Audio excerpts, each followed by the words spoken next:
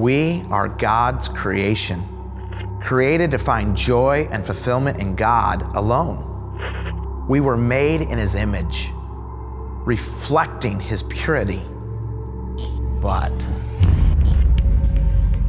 we spurned God's purity.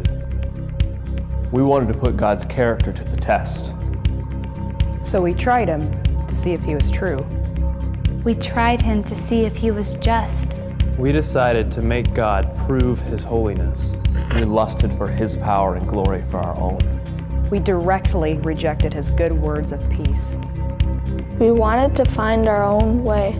We took our chances. We declared war. We fell into sin, incurring the righteous judgment of God. Now we have the responsibility to pay for our sins. But we lack the power or ability to do so. God is angry towards sin and the sinner because God knows that sin keeps all men from finding the glory of God, their complete joy. God would have been completely just to wipe us out.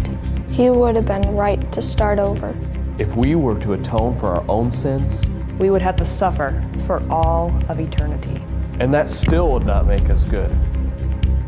So, could one person suffer for all?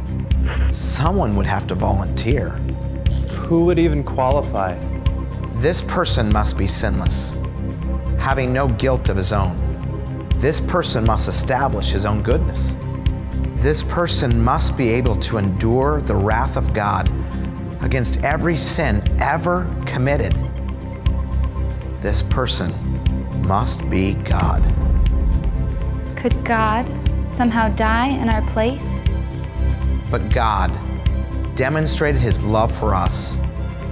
Even though we were sinners, Christ died for us. Jesus, who was fully God and eternity past dwelt in unity with the Father and Spirit, came to this earth. He took on our nature.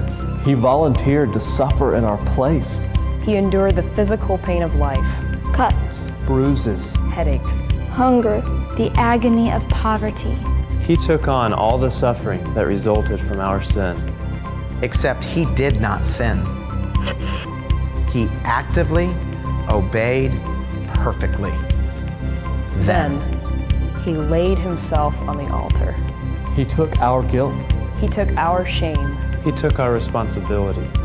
The Father turned His back on Him as He took our sin. He bore all of God's anger. He willingly bore all of God's fury. His own blood satisfied God's justice.